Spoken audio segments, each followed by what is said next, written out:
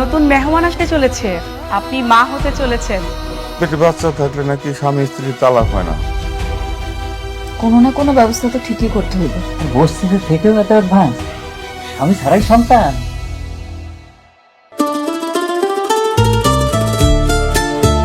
এটা তো খুব সুন্দর।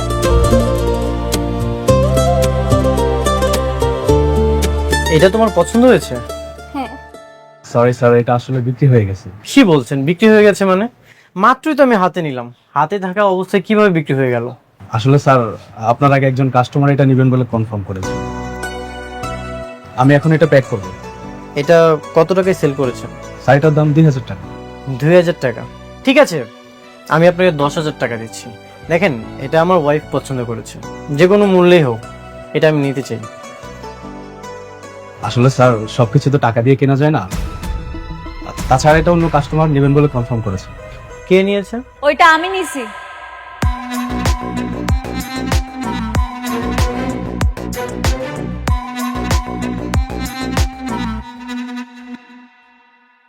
অনিক সাহেব, এই জিনিসটা আমার ম্যাডাম নিয়েছেন, আপনি স্যাক্রিফাইস করুন না, অন্য কোথাও থেকে নিয়ে নিন। আপনিও চাইলে স্যাক্রিফাইস করতে পারেন। কি বললেন মিস্টার অনিক সাহেব?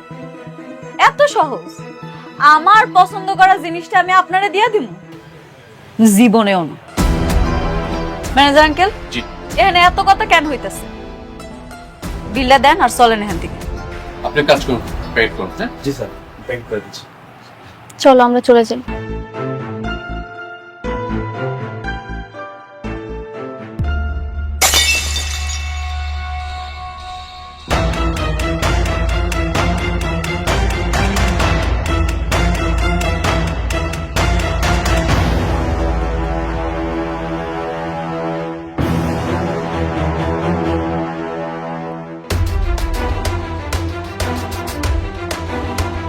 সরি, আমি আসলে বুঝতে পারিনি।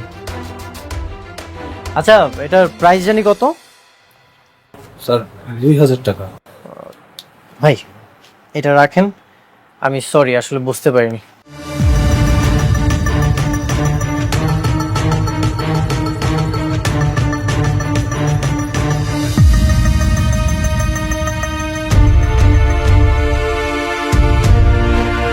চল।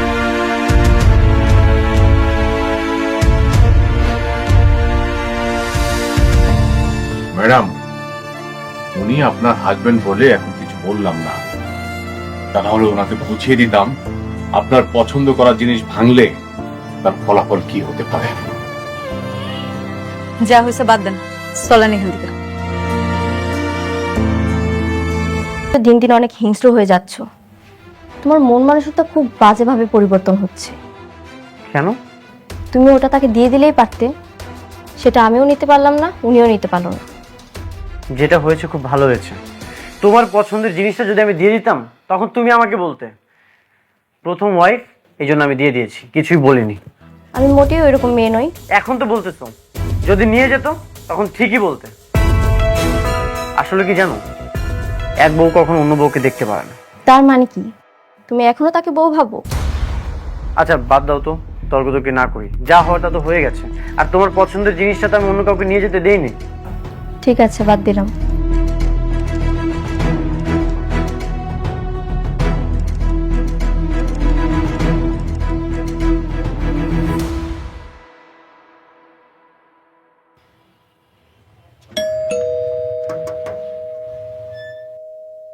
দাঁড়ান দাঁড়ান, আপনি কই ঢুকতেছেন? জায়গাতে ঢুকতে তো হয় না, অনুমতি নিয়ে আসেন। আরে বাবারে, কার অনুমতি নিয়ে আসুন? এইখানে আমার ছেলের বউ চাকরি করে, আমি তার সঙ্গে দেখা করতে আসছি, আর তুমি আমার বলো অনুমতি নিয়ে আসতে? ফাইজলামি করো মিয়া।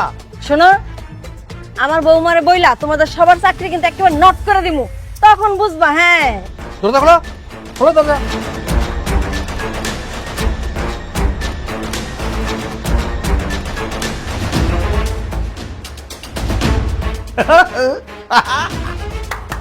চন্দ্রমা, বসবা নাকি একবার? নরম আছে কিন্তু, আসো বস। হ্যাঁ ঠিক আছে। নিজের কিন্তু অফিসার অফিসার লাগতেছে একদম। কি সুন্দর অফিসে চাকরি করে আমার বৌমা। আমরা এখান থেকে মাঝে মধ্যে আসবো। একদম একদম পিকনিক পিকনিক, আমরা একদম পিকনিক। আপনারা হ্যাঁ এখানে বিশৃঙ্খল বসে আছেন, কার কাছে আসছেন আপনারা? আরে কি বলে এত জোরে ধমকায় কথা বলে, আমার বৌমার কাছে আসছি। বৌমা মানে? কে আপনার বৌমা? আমাদের বৌমা হচ্ছে অনেকের বউ। এই আমাদের বউ। খবরদার আমাকে আপনাদের বৌমা বলবেন না। আপনার এত বড় সাহস, পা কেন টেবিলের উপরে দিয়ে বসছেন? কেন দিয়ে বসছেন? এই বেয়াদব মেয়ে, তুমি টেবিলের উপরে বসছো কেন? এই কোত্থেকে আসছেন আপনারা? হ্যাঁ, আর এসেই বসে গেছেন? বলেন যান এখান থেকে। এই দাঁড়ান, এই চেয়ারটা কি আপনার? আপনার চেয়ার? না না না, বসে গেছি। উঠান! উঠান! কে ঢুকতে দিচ্ছে আপনাদেরকে? দারুণ। কারণ এই অফিসে কে কোথায় আছো? এদিকে আসো। কি ব্যাপার? হ্যাঁ, তোমরা কি করো? হ্যাঁ, একটা বাইরের লোক এসে বসে গেল আর তোমরা কিছুই দেখলে না। ম্যাডাম, বৌমা উনি কিন্তু আমাদেরকে অনেক অপমান করতেছে, অনেক অপমান করতেছে কিন্তু। আর কতবার বলবো যে আমি আপনাদের বৌমা না? কথাটা কি কানে যাচ্ছে না? বের হয়ে যান। ভালো ভালো বলতেছি, বের হয়ে যান। কেন বের হচ্ছেন না কেন? আসলাম একটু খাতির জামাইতে, ভাবলাম আমাদের আপন করে নিবে, কিন্তু দেখতেছি জুতা মারার পর ওরা কমে নাই। সুযোগ পেলে আমাদের প্ল্যান ঠিক সাকসেস করবো। আম্মা আম্মা ওই দিক না, ওই দিক ওই দিক ওই দিক। এই তোমরা কি করো? হ্যাঁ, কি করো তোমরা অফিসে? না না ঠিক আছে, ওনাদের তো আর কোনো দোষ নেই। আপনারা যান, যার যার জায়গায় গিয়ে কাজ করেন, যান। ম্যাডাম বসুন আপনি, বসুন। Thank you manager uncle. Thank you.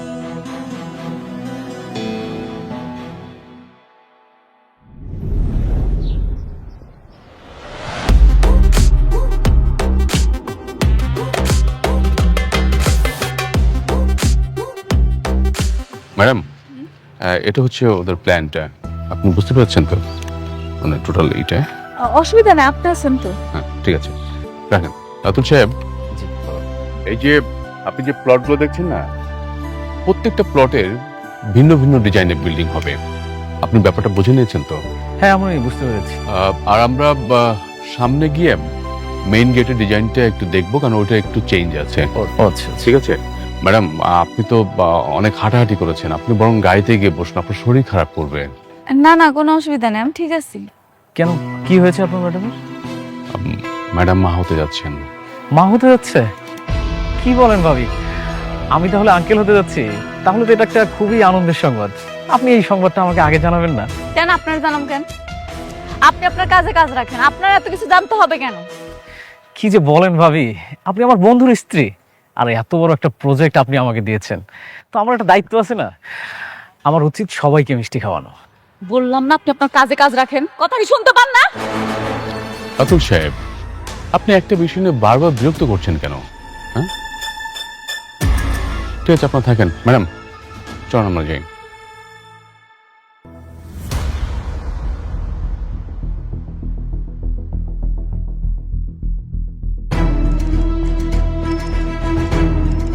বন্ধুরে তো একটা অভিনন্দন জানাইতে হয়, যতই সম্পর্ক না থাকুক, বাচ্চা তো ঠিকই নিচ্ছে। ও মাই ফ্রেন্ড, কংগ্রাচুলেশন। কি ব্যাপার, তুই নির্লজ্জের মতো আমার বাসায় আসছিস কেন? আরে এসব কি? আরে বন্ধু, আমার শুধু শুধু রাগ করিস, এত রাগ করিস কেন বন্ধু? আমি তোর জন্য একটা সুসংবাদ পেয়েই তোর জন্য মিষ্টি নিয়ে এসেছি। আরে তুই তো আমার বন্ধু, তুই তো আমার কাছের বন্ধু, তোর একটা সুসংবাদ আর আমি তোর জন্য মিষ্টি নিয়ে আসবো না, এটা কি হয় বল? এই তুই এখনই আমার বাসা থেকে বের হয়ে যা। দেখছেন ভাবি, ওনার সবসময় শুধু রাগ করে, অন্তত আপনি গ্রহণ করুন এই সুসংবাদের মিষ্টিটা। কিসের সুসংবাদ? আরে সুসংবাদ আপনাকে দিব, আমি কি এটা কি দাঁড়াই দাঁড়িয়ে দিব? একটু বসেন না, বসেন প্লিজ। ওহ, তুই কেমন বন্ধু বলতো?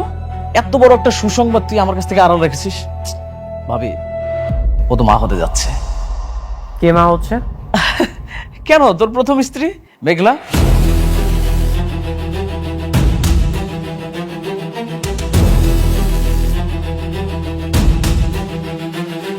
শোন, তোর একটা সন্তান কিন্তু খুব দরকার ছিল। অনেক, উনি যা বলছে সবকিছু কি সত্যি? বিশ্ব, তুমি কি বলছো সব? ও যা বলছে সবকিছু মিথ্যা, বানোয়াট গল্প। তোমার আর আমার মধ্যে ঝামেলা সৃষ্টি করতে যাচ্ছ। আরে ঝামেলা কেন হতে যাবে? আমি তো মেঘলার নিজ মুখে শুনেছি ও মা হতে যাচ্ছে। এই যে যেমন আমাদের বৃষ্টি ভাবি ছোট মা হতে যাচ্ছে, আমাদের বৃষ্টি ভাবিকে ছোট মা করে ডাকবে। কত সুন্দর ব্যাপার না? আমাকে আঙ্কেল আঙ্কেল বলে ডাকবে, আর তোকে বাবা বাবা করে ডাকবে। তুই বাবা হতে যাচ্ছিস, এত সুন্দর একটা, কত সুন্দর একটা নিউজ, সেটা তুই হারা রাখছিস। রাতুল, আর একটা যদি উল্টাপাল্টা কথা বলিস তোর কিন্তু খবর আছে। তুই দেখছস তুই কতটা ভাগ্যবান। তোর যখন কোটিপতি থেকে রাস্তার ফকির বানাইলাম, তুই কি করলি? বৃষ্টির মতো একটা খোরা মেরে বিয়ে করলি, 1000 কোটি টাকার মালিক। আর এখন এই মুহূর্তে তোর প্রথম বউ শালিমা বিল্ডার্সে আছে, 10,000 কোটি টাকার মালিক। তোর তো শুধু টাকা টাকা টাকা টাকা। শোন, আমি বন্ধু হিসেবে তোকে ছোট্ট একটা পরামর্শ দিই। তোর প্রথম স্ত্রীর যে সন্তানটা আছে না, ওটাকে নিয়ে সেই সংসারটা টেকা। কংগ্রাচুলেশন। আমি একটা বন্ধু হিসেবে তো এর থেকে ভালো উপকার করতে পারবো না। তুই এখন আমার বাসা থেকে বের হয়ে যা, বের হয়ে যা। আরে রাগ করতেছিস কেন? আমি তো চলে যাব, কিন্তু শোন, আমার এই চলে যাওয়া কিন্তু শেষ না। আমি আবার আসবো, বারবার আসবো। আর তোর সন্তান হওয়ার মিষ্টি দরকার হলে আরেকবার নিয়ে আসবো। ভালো থাকিস।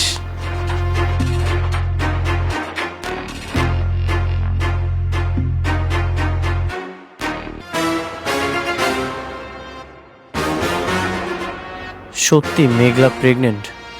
আমার তো বিশ্বাসই হচ্ছে না।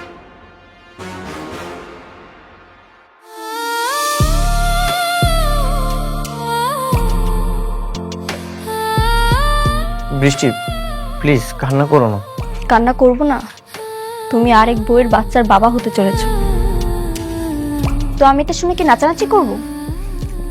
দেখো, রাতুল তোমাকে কি নাকি বলেছে, সেটা শুনে তুমি আমার উপর রাগ দেখাচ্ছ, এখানে মন খারাপ করে বসে আছো। আমি তোমাকে বারবার বলেছি তুমি ওকে ডিভোর্স দিয়ে দাও। তুমি কি ওকে ডিভোর্স দেবে না? হ্যাঁ, আমি তোকে ডিভোর্স দিয়ে দিব। আমি অলরেডি ওকেও বলেছি আমি ওর সাথে কোনো সম্পর্ক রাখতে চাই না। তাহলে বাচ্চার কথা এলো কেন? আর বাচ্চা যদি না হয় তাহলে রাতুল জানলো কিভাবে? সেটা তো আমারও প্রশ্ন। মেঘলা নিশ্চয়ই আমাদের সংসারে কোনো ঝামেলা করার জন্য রাতুলকে পাঠিয়েছে। আমি বিষয়টা দেখছি।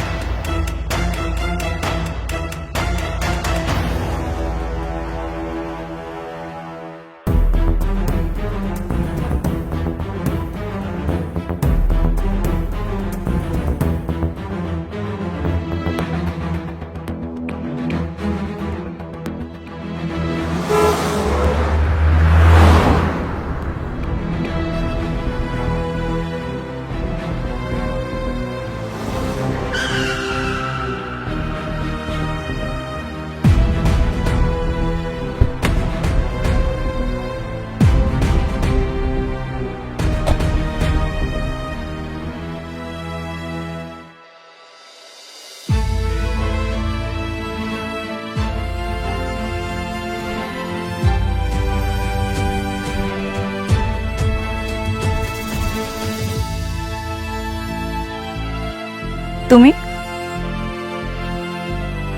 প্রতিদিন এদিক থেকে যাওয়ার সময় ভাবি এখানে আমি কখনোই আসবো না, কিন্তু তুমি মাঝে মাঝে এমন একটা কাজ করো বাধ্য হয়ে আমাকে এখানে আসতে হয়। তুমি আইছো কেন? আমি তোমার আইতে কইছি? আমার পাওয়া টেন্ডারটা তুমি রাতুলকে দিয়ে দিয়েছো, কোনো সমস্যা নেই, এটা তোমার একান্ত ব্যক্তিগত ব্যাপার। কিন্তু তুমি রাতুলকে দিয়ে আমার সংসারে কেন আগুন জ্বালাচ্ছ? কি চাও তুমি? সংসার? তোমার সংসারে আগুন জ্বালামো আমি? অনেক বিশ্বাসঘাতকতা তুমি করছো, আমি তোমার সাথে করি নাই। হ্যাঁ, আমি বিশ্বাসঘাতকতা করেছি। তাহলে কেন রাতুলকে দিয়ে আমার বাসায় মিষ্টি পাঠালে? কেন বলেছো আমি বাবা হতে যাচ্ছি? কেন এসব মিথ্যা নাটক সাজিয়েছো? আমি কোনো মিথ্যা নাটক সাজাইতেছি না, আমি সত্যি সত্যি প্রেগনেন্ট, আর আমার গর্ভের সন্তান তোমার। কি? হ্যাঁ, এবারও পারলে তোমার চাচা চাচিরে কইও আমার পেটের সন্তানটা এসে নষ্ট করে দিতে। তুমি সত্যি প্রেগনেন্ট? এক কথা আমি আর কতবার কম। হ্যাঁ, আমি অন্তঃসত্ত্বা। আর এর বাবা তুমি, মিস্টার অনিক সাহেব। আপনার কি আর কিছু জানার আছে? মনে হয় নাই। আপনার চলে যান, কালকে সকালে আমার অফিসে নিয়ে যান।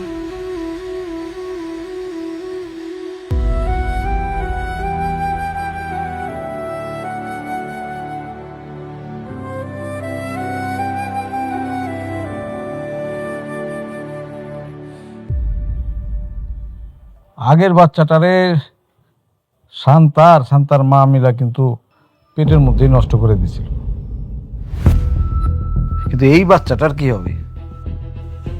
এই বাচ্চাটা যদি জন্ম নেয় তাহলে কিন্তু অসুবিধা আছে। আরে তুমি বুঝতেছো না কেন? এখন তো দুজনের মধ্যে আগের মতো ভালো সম্পর্ক নাই, তাহলে খামাকে বাচ্চাটা নষ্ট করে দরকারটাই কি? বেশি বুঝো মহিলা। যদি বাচ্চা হয়ে যায়, সেই বাচ্চার কারণে যদি তার মধ্যে একটা ইন্টিমেসি বাইরে যায়, তখন কি করবা? আমার এই যে এই বাবাজির হাতে যে কাজটা আছে, সেটার কি হবে বুঝতে পারতেছো? আপনি ভালো কথা বলেছেন। সন্তানের জন্য যদি ওরা আবার দুইজন এক হয়ে যায়, আমার কাজটা যদি ও অনেককে দিয়ে দেয়, তাহলে তো আমি রাস্তার ফকির হয়ে যাবো। একদম। আর সেই জন্যই আমাদের এমন একটা প্ল্যান করতে হবে যেন তাদের মধ্যে যে সম্পর্কটা আছে, মানে খারাপ সম্পর্ক, সেটা আরো খারাপ যেন হয়, কোনোভাবে যেন ভালোর দিকে না যায়। কিন্তু সেটা কিভাবে? I have a plan. সেটার জন্য আমাদেরকে শুধু একবার অনেকের বাড়িতে যাইতে হবে। সেখানে গিয়ে কি করবেন আপনি? সেখানে যে আমরা কি করব বলার চাইতে সেইখানে যে আমরা কি করে আসলাম সেটা তোমারে বলতে চাই। তবে বাবাজি, চাচার উপরে ভরসা রাখো, আমি তোমার ভালো বই মন্দ করবো না। I trust you uncle. Thank you my বয়।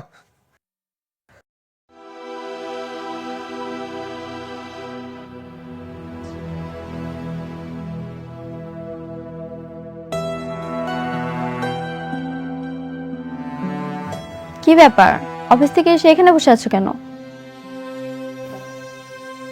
এমনি। মেঘলার কি খবর? ও কি সত্যি সত্যি মা হতে চলেছে?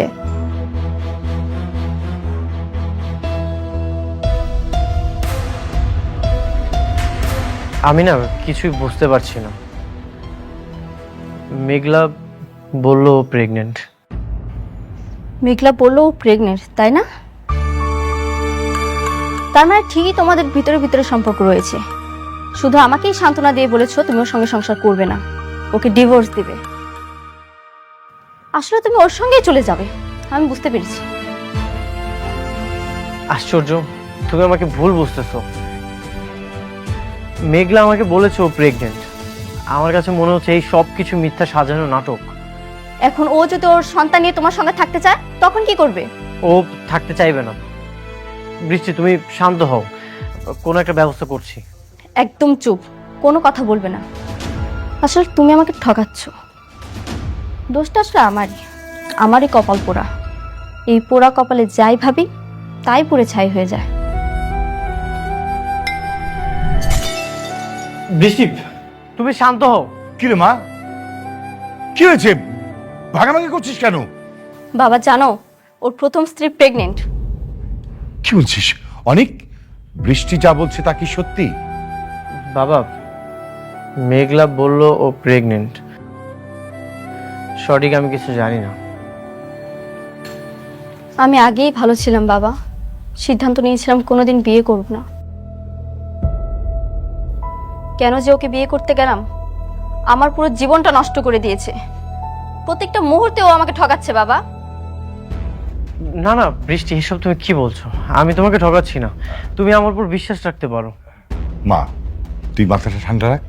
হ্যাঁ, আরে কোনো কিছু হবে না, আমি তো আর সাথে আছি, তাই না? মা প্লিজ একটু মাথাটা ঠান্ডা রাখা। আর অনেক, আমার মেয়ে কিন্তু তোমাকে অনেক বিশ্বাস করে, অনেক ভালোবাসে।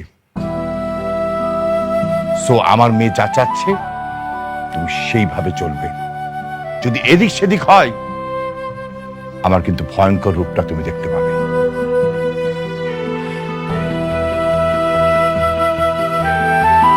বৃষ্টি, বিশ্বাস করো, আমি কিছুই জানি না। আমার সাথে অবশ্যই কোনো না কোনো চক্রান্ত হচ্ছে।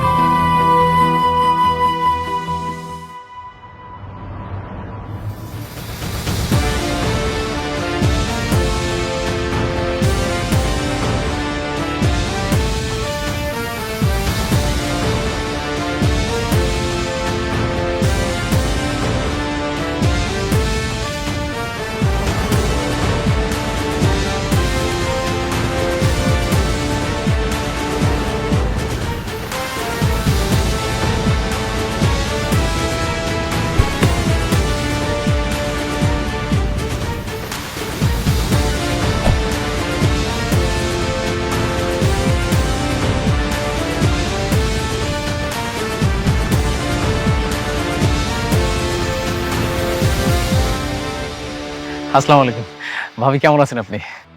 রাতুল সাহেব, আপনাকে ম্যাডাম ভাবি ডাকতে নিষেধ করেছেন। আপনি আজ থেকে ভাবি ডাকবেন না, ম্যাডাম ডাকবেন। ও সরি সরি। অনিকের কাছে আমি যে মা হইতে যাইতেছি এই কথাটা কে কইছে?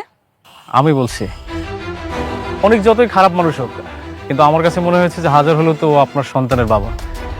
তাই আমি ও বন্ধু হিসেবে ওর কাছে মিষ্টি নিয়ে গিয়েছিলাম, কিন্তু ও তো আমার সাথে খারাপ ব্যবহার করলো। আপনার আমি কতবার বলছি আপনি আপনার কাজে কাজ রাখবেন, আপনি আমার কোনো কথা শুনেন না, আপনি কাজটা মোটা ঠিক করেন নাই। অনেক মনে হয় কিছু জানতো না, তাই না? আপনি ওকে কিছুই জানান না? না, আমি জানাই নাই, আর আমি জানাইতেও চাই নাই। আপনি এইবার বলছেন বাচ্চা গেছেন, পরের বার যদি বলছেন না আপনার কিন্তু খবর আছে। রাতুল সাহেব, আপনাকে যে কাজটা দেয়া হয়েছে সেটা মনোযোগ সহকারে করেন। পার্সোনাল ব্যাপারে আর মাথা ঘামাবেন না, বুঝাতে পেরেছি? জি জি। এরা সবাই মিলে এই ফকিন্ডিরে কেন যে মাথায় তুলে নাচতেছে কে জানে। এমন ভাবসাব করে যেন ও কোম্পানির মালিক। চলেন ম্যানেজার সাহেব। চলুন ম্যাডাম।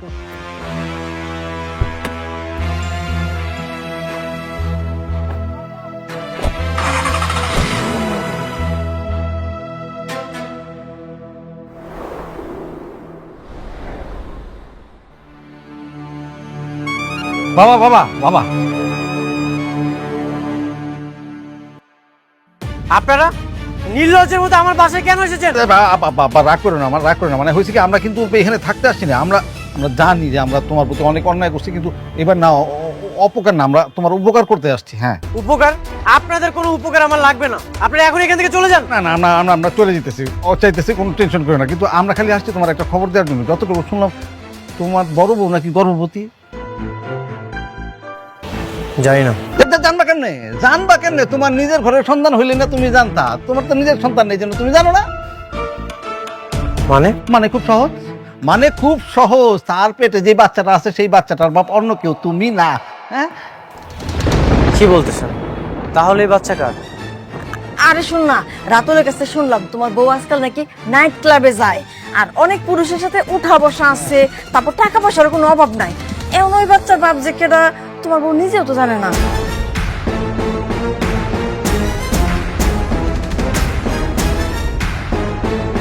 তাহলে কি মেঘলা আমাকে ধোকা দিচ্ছে? অবশ্যই অবশ্যই ধোকা দিতেছে। কান নাকার পাপড় তোমার কান্দের উপরে চাপা দিতেছে। শোনো বাবাজি, এত বড় কোম্পানিতে চাকরি করে, অনেক ছেলেদের সাথে উঠা বসা আছে, আবার বুঝো তাহলে বাচ্চার বাপ কেডা। হ্যাঁ,